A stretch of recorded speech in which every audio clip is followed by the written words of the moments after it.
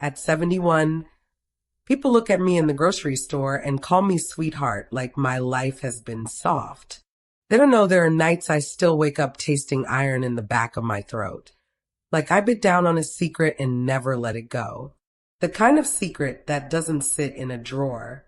It sits in your bones. And it started when I was 29, wearing a stiff little uniform I could barely afford, walking into the oldest hotel on River Street in Savannah, trying to look like I belonged there. If you're watching this and you've ever carried a choice you couldn't explain to anyone, leave me a comment. Just one word, me. And if stories like this feel too real, too close, subscribe. I tell the truth slow, but I tell it all. Back then, I didn't have gray hair or slow knees. I had a narrow waist, quick hands, and a heart that believed hard work could fix almost anything. I'd married young, too young if I'm honest. Harold was charming in the way men can be when they want to be chosen. He had that easy laugh, the kind that made you feel safe, like nothing bad could reach you as long as you stood close enough. My mama loved him. My daddy didn't say much, just watched Harold's shoes and the way his eyes moved around the room like he was always measuring what a thing cost. But I was 22 and hungry for a life that wasn't my mother's life. I wanted a home where nobody slammed cabinet doors. I wanted peace. I wanted to be wanted.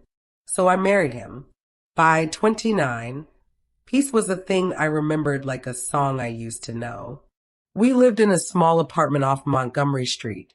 2 rooms and a kitchen that always smelled faintly of dish soap and old onions because the vent never worked right. In the mornings, the sun came in thin through cheap blinds and made stripes on the linoleum. I'd stand there barefoot, stirring grits, listening to Harold's radio humming low while he shaved. Some days he'd kiss my forehead like a promise. Other days, he'd walk right past me like I was part of the furniture. We didn't have children. That was the story I told people, anyway. The Lord hasn't blessed us yet, I'd say, smiling like it didn't hurt. Truth was, Harold didn't want children, not with me. And after the 3rd time I cried alone in the bathroom, holding a test that showed one hard line, I stopped asking. Instead, I worked.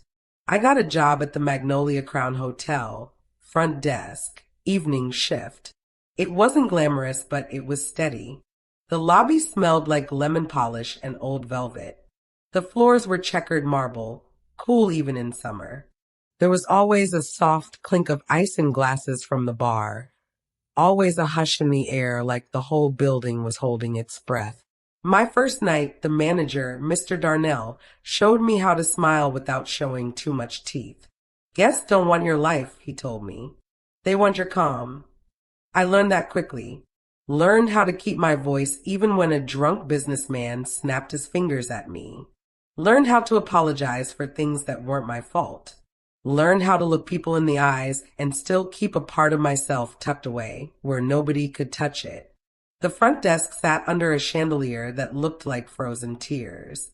I'd stand behind that polished wood counter, hands folded, watching couples sweep through the lobby like they were in a movie.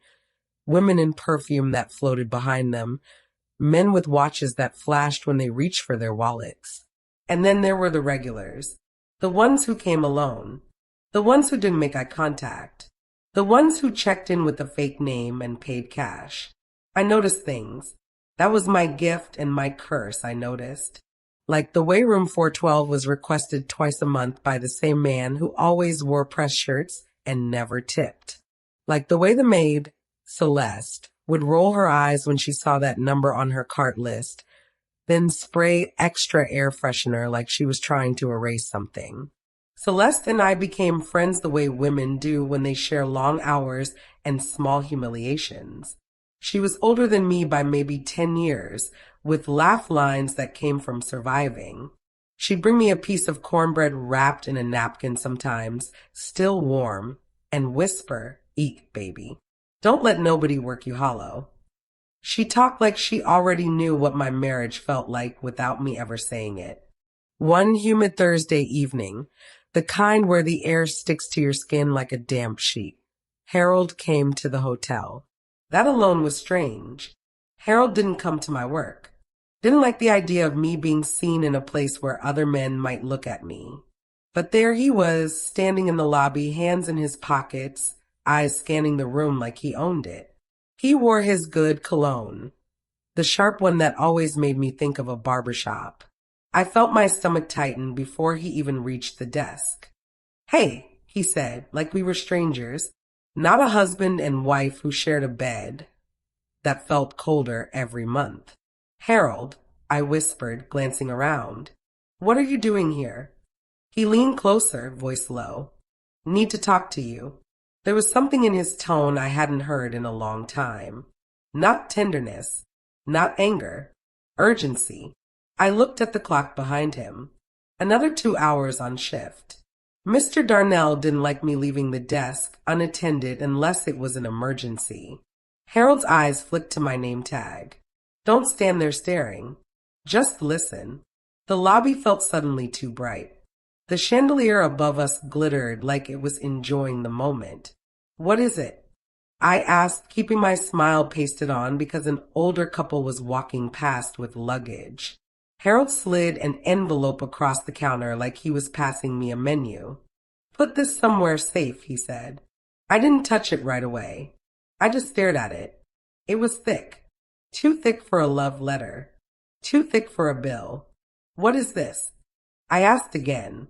His jaw worked like he was chewing on his own words. "Just do it." "Harold." He leaned in closer and I smelled sweat under the cologne. Fear has a smell, too, when you've lived long enough to recognize it. "They're coming," he murmured. My fingers went cold. "Who's coming?" He didn't answer that. Instead, he straightened up fast, put on a smile that didn't reach his eyes, and said, loud enough for anyone listening, "Have a good night, ma'am." Like I was nothing to him. Then he walked out the revolving door and disappeared into the sticky Savannah evening. I stood there behind that polished counter, my heart thudding so hard I thought it might shake the keys on the wall. The envelope sat between my hands like a live thing. And I knew, before I even opened it, that whatever was inside was going to change the shape of my life. If you've ever had a moment where your whole body told you to run, but your feet stayed planted, tell me in the comments. Have you ever felt your life split into before and after in a single breath? Because that night, that was mine. I slid the envelope into the drawer beneath the register, the one we use for old receipts, and forced myself to greet the next guest with my calmest voice. But my mind kept replaying Harold's words. "They're coming." And I couldn't stop wondering, was he warning me? Or was he using me? I finished my shift that night like I was walking underwater. Smiled when I was supposed to smile. Answered questions I didn't hear.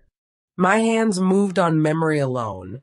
Room keys, ledger book, polite nods, while my mind stayed locked on that drawer beneath the register. Every time it slid open for a receipt, my chest tightened, afraid someone else might see the envelope and ask questions I couldn't answer. When my relief finally arrived, I gathered my purse slowly, the way you do when you're stalling because you don't want to step into what's waiting for you. Outside, Savannah hummed. Cicadas screamed from the trees. The air was thick and sweet, smelling like damp earth and magnolias that had bloomed too long. I walked home instead of taking the bus, my shoes clicking against the pavement, my thoughts louder than my steps. Harold wasn't home when I got there. That didn't surprise me. What surprised me was the quiet. No radio playing, no ashtray smell, just the soft whir of the ceiling fan and the tick of the kitchen clock, counting something down. I sat at the small table and took the envelope out of my purse. My name wasn't on it. No return address either. I stared at it for a long time before opening it. There's a moment, right before you learn the truth, when you can still pretend you don't need to know. At 71, I understand how rare that moment is. Inside were cash bundles wrapped in thin paper bands. More money than I had ever held at one time. Underneath the cash, papers. receipts, hotel folios, names that weren't Harold's, and one photograph. It was grainy, taken from far away. A man who looked like my husband, same posture, same sloping shoulders, standing outside the Magnolia Crown. His arm around a woman I'd never seen before. Her hair was dark and glossy, her head tilted toward him like she trusted him. My stomach turned, slow and heavy. I didn't cry. Not yet. I stacked everything neatly back into the envelope. I was raised to put things in order before falling apart. My mother used to say, mess makes panic worse. Harold came home close to midnight. I heard his key scrape in the lock, heard his shoes hit the floor. He smelled like whiskey and nerves. You open it? He asked before even looking at me. I nodded. He exhaled hard and sank into the chair across from me. His eyes flicked around the apartment like it might have changed without him. Listen, he said. I can explain. That sentence, Lord, that sentence has started wars and ended marriages. What is it? I asked quietly. He rubbed his hands together, same way he did when he was thinking too hard. I got mixed up in something, just for a little while. With who? I asked. He hesitated. People. That's not an answer. He finally looked at me then. Really looked. His eyes were bloodshot, scared in a way I'd never seen. I didn't think it would touch you, he said. I swear. Something in me hardened. You never do. He told me a story full of gaps and soft edges. About running errands. About favors. About holding money for someone else. About a woman who didn't matter. About people who were getting nervous. What people? I asked. The kind you don't want to meet, he said. I thought of the hotel, of the men who paid cash and didn't tip, of Celeste spraying air freshener like she could erase sin. You used my job, I said. He shook his head too fast. No. You used my job, I repeated. Those receipts. That picture. You knew I'd keep quiet. He didn't deny it. That was the first betrayal. Not the money. Not the woman. The knowing. The way he counted on my silence. I didn't sleep that night. I lay staring at the ceiling fan, watching it spin shadows across the room like prison bars. By morning, I'd made a decision, not because I was brave, but because fear had settled into something colder. I went to work early. Celeste was already there, pushing her cart down the hallway. She looked at my face and stopped. Baby, she said softly. What did he do? I swallowed. How can you tell? She shrugged. Men only break women one way. I didn't tell her everything. Just enough. She listened without interrupting, nodding slow. You got to be careful, she said finally. Hotels remember everything, even when people don't. That stuck with me. For the first time, I stopped pretending I was just a front desk clerk. I started watching with purpose, listening closer, filing names away in my head, room numbers, times, patterns. The Magnolia Crown had eyes and ears everywhere if you knew how to look. Elevator mirrors, bell carts, ledger books. People talked when they thought nobody important was listening. And Harold kept coming, always with an excuse, always with urgency, always with another envelope. If you're still listening, tell me this. Have you ever stayed in something wrong because leaving felt more dangerous than staying? I see you. I was you. Weeks passed like that. My nerves stretched thin. My hands shook when I poured coffee. I jumped at sudden sounds. I slept with one eye open. Then one afternoon, a woman checked in. She wore a pale blue dress and carried herself like she was used to rooms opening for her. When she spoke Harold's name at the desk, soft, familiar, my chest went hollow. I'm meeting my husband, she said. Husband. I smiled like it didn't split me in two. She was staying in room 412. The same room. That was the moment everything shifted. Not loud, not dramatic, just clear. I knew then I wasn't just holding secrets. I was standing in the middle of a truth that was about to come out, with or without me. And for the first time since I was a girl dreaming of a quiet life, I wondered what it would cost me to finally speak. I didn't tell Harold about the woman in room 412. Not that night. Not the next. I carried that knowledge the way women of my generation carried things, quietly, carefully, like a glass bowl already cracked. One wrong move and it would shatter. Her name was Lillian. I learned that from the register she signed with a neat, looping hand. She smelled like gardenias and something sharper underneath, like money. She wore her wedding ring like it was part of her skin. Every evening she passed the desk, she smiled at me. Not kindly, not cruelly, just confidently, as if the world had already chosen her side. I watched her habits the way you do when something feels wrong, but you're not ready to name it yet. She ordered tea instead of coffee. She never took the elevator with other guests. She hummed softly while waiting, like she wasn't afraid of silence. And every night around 8, Harold arrived. He never came to the desk. He slipped through the side entrance like a man who knew the building too well. I'd hear his footsteps before I saw him, feel my throat tighten before my eyes caught his reflection in the mirror behind me. Sometimes he didn't even look at me. Other times our eyes met, and he looked away first. If you've ever been invisible to someone who once knew the shape of your body in the dark, you understand that kind of pain doesn't scream. It settles. I started keeping notes. Nothing obvious, just small things. Times, names, who paid cash, who asked for the same room, who avoided cameras. I told myself I was doing it to protect myself. The truth was I wanted proof. Not for the police, not for revenge, for clarity. At home, Harold grew quieter, gentler almost. That was the cruelest part. He cooked once, burned the rice, kissed my cheek like he remembered how. I didn't pull away, but I didn't lean in either. "You tired?" he asked one night. "Yes," I said. That wasn't a lie. I was tired of holding my breath.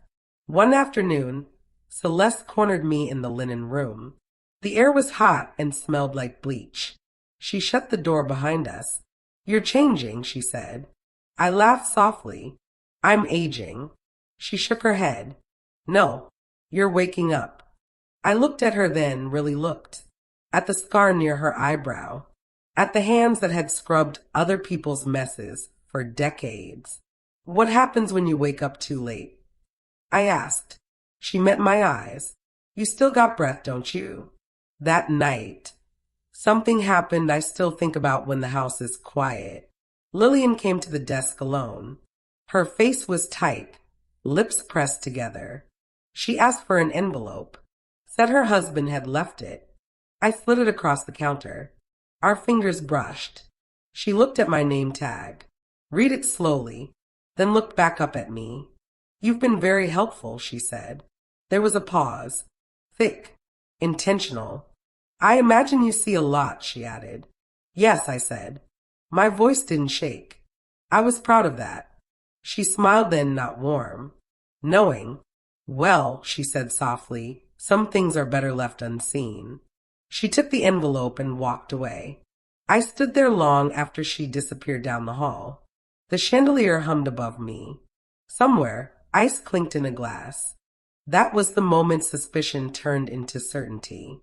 Harold wasn't just cheating. He was choosing.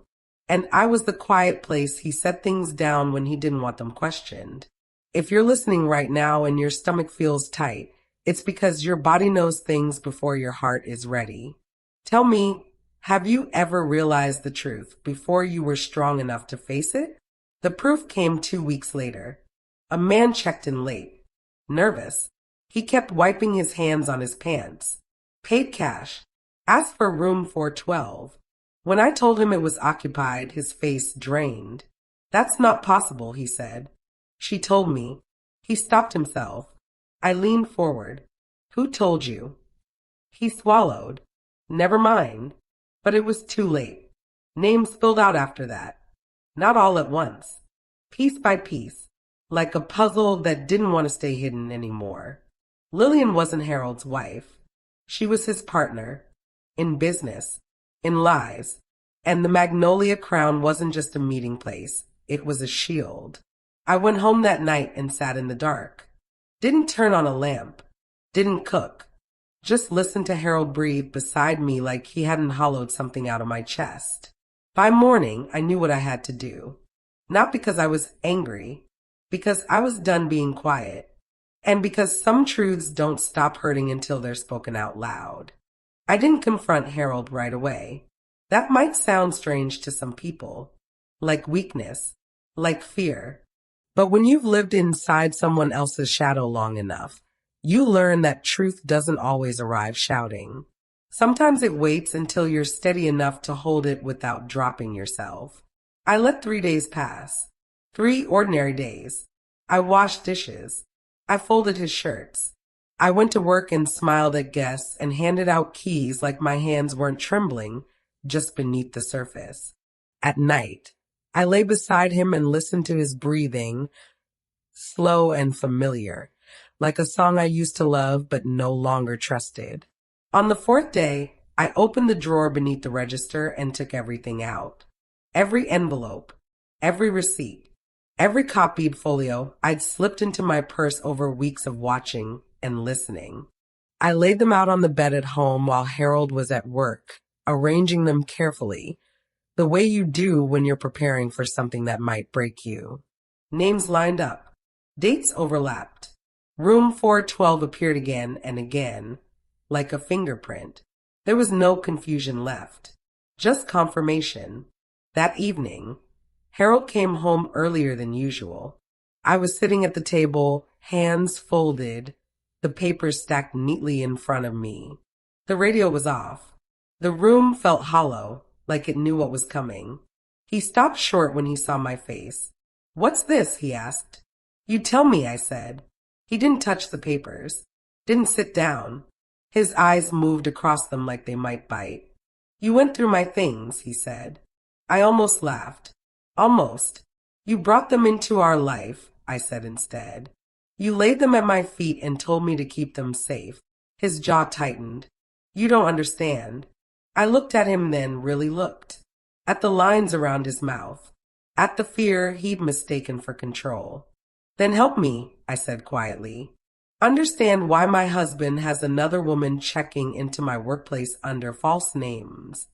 He exhaled hard, like the fight went out of him all at once. "She wasn't supposed to matter," he said. That sentence again. Men use it like a prayer. "She mattered enough to put me at risk," I said. "To put strangers in my hands. To use my silence like it belonged to you." "She needed help," he said. "And I needed money."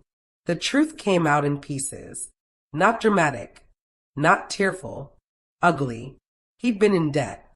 Gambling first. Then borrowing. Then moving money. Lillian had connections. Opportunities. She told him it was temporary. Easy. That nobody would get hurt. And when things got complicated, when people started asking questions, he leaned on the one thing he knew would hold. Me. "You've always been good at keeping things together," he said softly. "I trusted you." That hurt more than the affair. I stood up slowly. My legs felt weak, but my voice didn't. "You didn't trust me," I said. "You used me." He reached for my arm. I stepped back. "No," I said. "Don't." For the first time in our marriage, I saw something like shame cross his face. Not regret. Shame comes later. "What are you going to do?" he asked.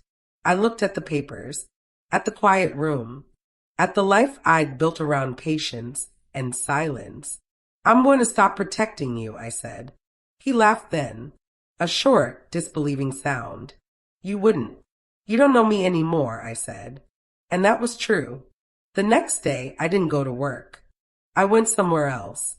A small office near the courthouse, peeling paint. A bell on the door that rang too loud. The woman behind the desk wore glasses that slid down her nose and didn't look surprised when I told her why I was there. I didn't give names right away. I didn't need to. I just said, I work at a hotel. And I've seen things. She nodded slowly. Most people have. I gave her copies, dates, patterns, and then I went home and waited. If you're still listening, I want to ask you something. Not as a storyteller, but as a woman who lived this. Have you ever told the truth knowing it would cost you everything you'd built? The fallout didn't come all at once. It came in waves. Men stopped showing up at the hotel. Then two showed up at once, asking questions, flashing badges. Mr. Darnell pulled me aside, his face pale. What did you do? He whispered. I told the truth, I said. Lillian checked out early that afternoon. She didn't smile this time. She stood at the desk, hands flat on the counter. You think you're brave, she said quietly. You think this ends well. I met her eyes. I think it ends. She studied me for a long moment. Then she nodded once, like she was memorizing my face. Harold didn't come home that night. When he did return, 2 days later, he looked smaller, deflated. He sat on the edge of the bed like he didn't belong there anymore. They know, he said. I said nothing. They asked about you, he added. I folded my hands in my lap. I told them everything I knew. He looked up at me then, angry, afraid, betrayed. You ruined my life, he said. I breathed in slowly. No, I said. You built it on lies. I just stopped holding the walls up. Silence filled the room. Heavy, permanent. That was the night I slept alone in my own bed for the first time in years. Really alone, without pretending. And though my heart ached, it also felt lighter. Because the truth, once spoken, doesn't belong to you anymore. And neither did he. The days after that felt unreal, like I was walking through a life that no longer recognized me. Harold stayed in the apartment for a week. We moved around each other quietly, like strangers sharing a waiting room. He slept on the couch.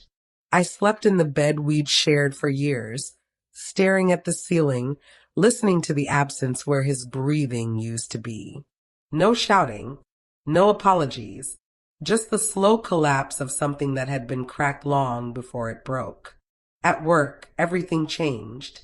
The Magnolia Crown didn't feel like a shelter anymore. It felt exposed. Conversation stopped when I entered a room. Mr. Darnell watched me closely, like he was trying to decide whether I was a liability or a liability already paid for. One afternoon, he called me into his office. The blinds were half closed. Dust floated in the sunlight like it was nervous too. They're asking questions, he said. About you. I answered them, I said. He sighed. You should have come to me first. I met his eyes. Would you have listened? He didn't answer. That was my answer. A week later, they let me go. No ceremony. No anger. Just a polite letter and a final paycheck slid across the desk like a consolation prize. I packed my things slowly. My nameplate. A pen Celeste had given me. I hugged her in the hallway. Both of us holding on longer than necessary. You did right, she whispered into my hair. I don't know what right looks like anymore, I said. She pulled back and smiled softly. It looks like you standing up. If you've ever lost a job for telling the truth, tell me, did it feel like freedom or like falling? For me, it was both. Harold moved out shortly after. He didn't fight me on it. Didn't argue about furniture or dishes. He packed his clothes into 2 suitcases and stood in the doorway, unsure. I never meant to hurt you, he said. I believed him. That didn't make it easier. Intent doesn't undo damage, I said gently. He nodded. I know. That was the last conversation we ever had that felt honest. The investigation moved quietly after that. Names surfaced. Charges followed. I wasn't called to testify publicly, but I knew my words had weight. I felt it in the way people avoided my eyes at the grocery store, in the way whispers followed me down aisles. Some folks treated me like a hero. Others treated me like a traitor. Both felt wrong. I rented a smaller place on the edge of town. 1 bedroom, thin walls, a window that rattled when trucks passed. I took a job at a bakery, waking before dawn to knead dough while the world slept. The smell of yeast and sugar filled my hands. It grounded me, reminded me I could still make something good. There were nights I cried into my pillow, nights I wondered if I'd traded one quiet life for another kind of loneliness. But there was peace in knowing I didn't owe my silence to anyone anymore. Years passed. Life softened in small ways. I made friends who didn't know my past. I laughed again. Real laughter, the kind that surprises you. I learned how to sit alone without feeling abandoned. And then one afternoon I got a letter. No return address. My hand shook as I opened it. It was from Harold. He wrote carefully, like every word cost him something. He told me he was living in another state now, working construction, that he'd stopped gambling, that he was sober. I think about you often, he wrote, about what you did. I hated you for a long time. And then I understood. I folded the letter slowly. Understanding doesn't erase history, but it changes how you carry it. I never wrote back. Not because I was angry, because my life no longer needed answers from him. If you're still here with me, tell me this in the comments. Have you ever outgrown someone you once built your whole life around? At 71, I don't replay those years with bitterness. I replay them with clarity. I see a young woman who wanted peace so badly she mistook silence for safety. I see a marriage that taught me how strong I was by asking too much of me. I see a choice that cost me comfort, but gave me myself. I don't regret telling the truth. I regret how long it took me to believe my voice mattered. And now, when people call me sweetheart in the grocery store, I smile. Because they don't know the life I lived. But I do. And that is enough. The thing about truth is, it doesn't stay private for long. Even when names aren't printed, even when stories are told in careful language, people feel it. It moves through a town like weather. Quiet at first, then suddenly everyone's carrying an umbrella. I noticed it when the bakery got new customers who lingered too long at the counter. When conversations stopped mid-sentence as I walked past. When someone I barely knew squeezed my hand a little too tightly and said, "You're brave," like they were thanking me for something they didn't dare do themselves. And then there were the others. Women who looked at me with something sharp behind their smiles. Men who nodded stiffly, as if I'd violated an unspoken rule. The rule that said women like me were supposed to endure, not expose. I didn't correct anyone. Didn't defend myself. I just kept working. The public consequences arrived one afternoon when two men walked into the bakery, wearing jackets they didn't take off. They ordered coffee they didn't drink. One of them asked my name. I told him. He nodded slowly, like he already knew it. They didn't ask much, just clarified details. Dates. Whether I remembered specific faces. I answered calmly, hands steady on the counter, even though my heart was thudding like it used to behind the hotel desk. When they left, the bakery felt too quiet. My manager pulled me aside. "Is this going to be a problem?" she asked gently. "No," I said, and I meant it. "It's almost over." What I didn't expect was Lillian. She found me weeks later. I was leaving work, apron folded over my arm, the late afternoon sun making everything look softer than it really was. She stood near my car like she'd been waiting a while. No blue dress this time. No confidence wrapped around her like perfume. She looked tired, older. Time had finally touched her. "You ruined things," she said without greeting. I didn't stop walking. "You ruined them long before I spoke." She laughed quietly. "You think you won." I turned then, slowly, looked at her face, the same face that had once looked through me at the front desk. "I think I'm free," I said. Her mouth tightened. "You took away my future." I shook my head. "No, I refuse to carry it for you." For a moment, I saw something crack in her expression. Not anger, fear. "You don't understand what it's like," she said. To need something so badly you convince yourself it's harmless. I thought of myself at 29, of silence, of wanting peace. I understand more than you think, I said. She stared at me for a long moment. Then she turned and walked away without another word. That was the last time I ever saw her. Harold's name surfaced publicly not long after. Not in headlines, just enough. Enough to change how people spoke it. Enough to close doors he'd once walked through easily.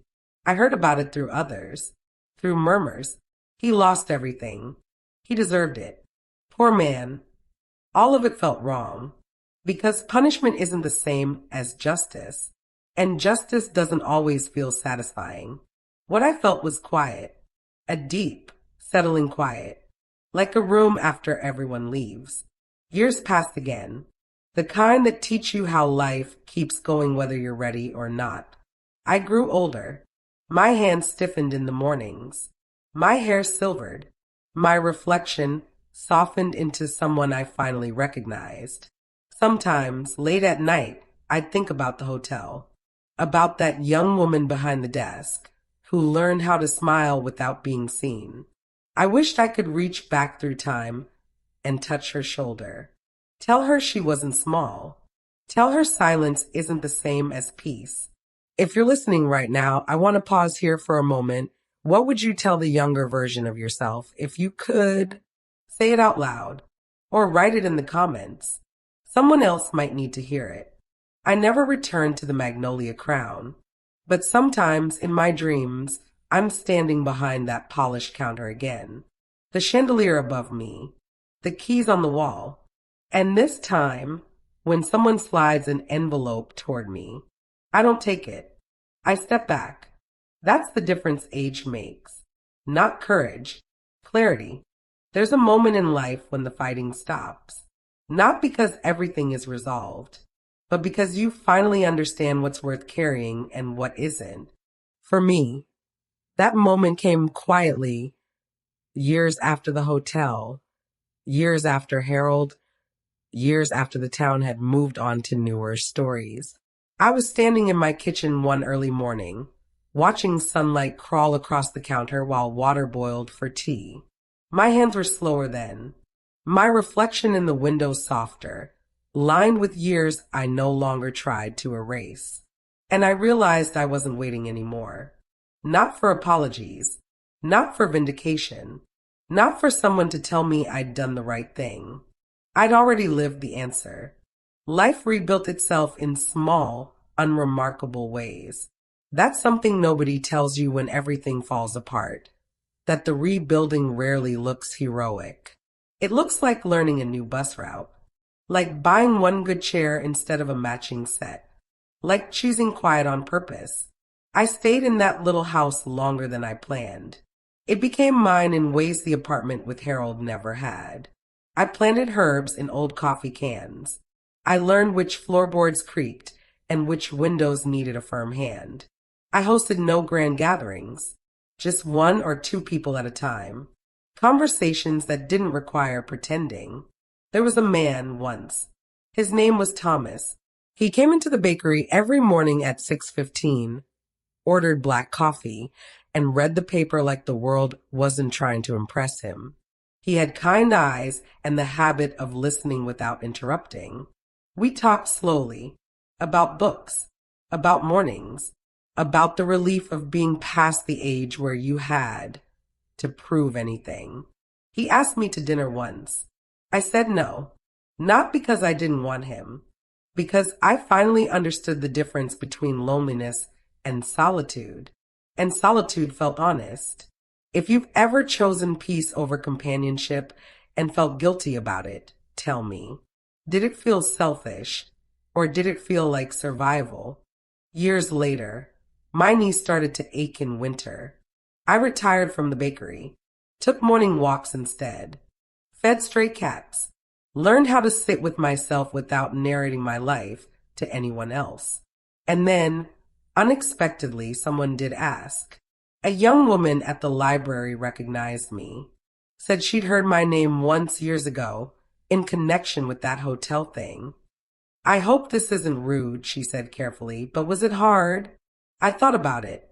About the fear, the silence, the cost. Yes, I said. And also no. She frowned. How can it be both? Because doing nothing was harder, I said. She nodded like that answer landed somewhere important. That was the last time I spoke about it to a stranger. Now, at 71, I understand something I didn't back then. We don't tell our stories to relive pain. We tell them to recognize ourselves inside them. I don't think of Harold with anger anymore. I think of him as a man who made choices and a woman who stopped carrying them for him. I don't think of Lillian as my enemy. I think of her as a warning I almost became. And I don't think of my younger self as foolish. I think of her as learning. If you're still here, still listening, I want to thank you. Stories like this aren't meant to rush. They're meant to sit with you, to stir something quiet. And before we finish, I want to ask you something softly. If you were me, would you have made the same choice? Take your time with the answer, because some truths take a lifetime to understand. At this age, memories don't come in order anymore. They come in feelings. A smell can take me back faster than a photograph. Lemon polish still reminds me of the hotel lobby. The sound of ice in a glass can tighten my chest before I know why. And sometimes late at night, when the house is quiet and my bones ache just a little, I think about how close I came to living an entirely different life. Not a louder life, just a smaller one. I used to believe being good meant being quiet. That love meant endurance. That if I held things together long enough, they would eventually soften on their own. Age taught me something gentler and harder. Some things don't soften. They only get heavier the longer you carry them. I don't tell this story because I think I was brave. I tell it because I know how many women are still standing behind their own counters, in their own kitchens, in their own marriages, holding envelopes they never asked for. If that's you, you're not weak. You're just human. And if you've already spoken your truth, if you've already lost something because you chose yourself, I want you to know this. Peace doesn't always arrive right away, but it does arrive. Quietly, honestly, in ways that last. Before I go, I want to ask you one last thing. Not loudly, not for performance, just between us. If you were me, would you have made the same choice? And maybe more importantly, what would you tell your younger self if you had the chance? If this story touched something in you, leave your thoughts in the comments. I read them. I really do. And if you want to hear more stories like this, stories told slowly, truthfully, subscribe and stay with me. Some truths take time. Thank you for giving me yours.